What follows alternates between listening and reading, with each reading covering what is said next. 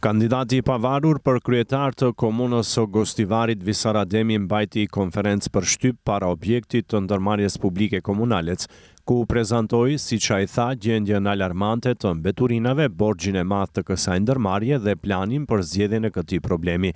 Ai tha se punëtorët e pastrimit paguajnë vetëm 24.000 denar dhe punojnë pa sigurim shëndetësor dhe pensional, duke vështirësuar funksionimin e shërbimeve publike dhe mirëmbajtjen e pastërtisë në qytet. Nuk e di e dini, por një pastrues në Gostivar merr vetëm 24.000 rrogë neto, e cila është poshtë pagës minimale me ligj të Maqedonisë.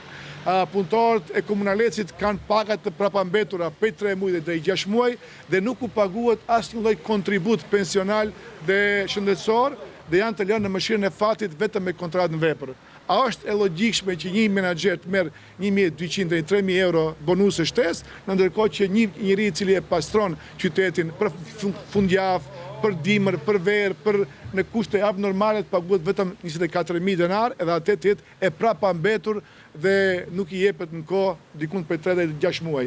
Kanë folur me çdo pastrues të Gostivarit dhe thonë që pagat e tyre nuk jepen në kohë dhe zakonisht komunaleci i vonon ato deri në 6 muaj.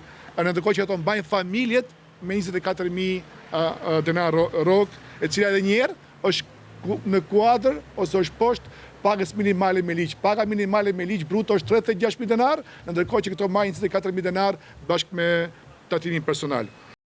Ademi premtoi investim në kamion dhe pajisje moderne për pastrim, punësim të stafit shtesë për pastrim të vazhdueshëm në qytet dhe fshatra, vendosjen e kontenjerëve nëntoksor dhe koshave të plehrave në çdo cep rruge, formimin e një ekipi të shpejtë reagimi dhe mbikëqyrje me kamera për ndëshkimin e ndotësve.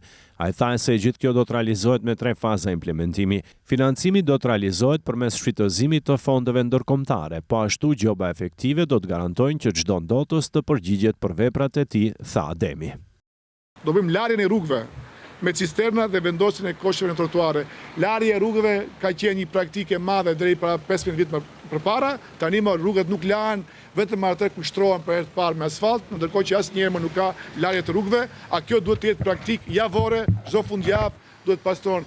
Siç i pastrojmë shtëpitë tona, duhet pastrohen edhe bulevardet publike dhe rrugët, sepse kjo është pasqyra jon, kjo është kultura jon dhe kjo duhet të jetë trashëgimia jon.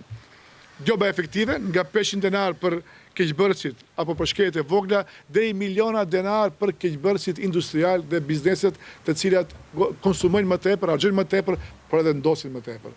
Edhe këto duhet të jenë përgjegjësit kryesor për mbarvajtjen dhe për higjienën e qytetit. Shfrytëzimi i fondeve ndërkombëtare për projekte të qëndrueshme me ekspertizën time profesionale, sepse kam kontakte me shumë donatorë të cilat japin fonde për pastërti publike, edhe unë do mundohem që këto fonde në fazën e parë derisa likuiditeti dhe situata financiare shumë e keqe të mund të shfrytëzoj për grante dhe parat e bashkisë ndërkombëtare me qëllim që të përmirësohet situata financiare.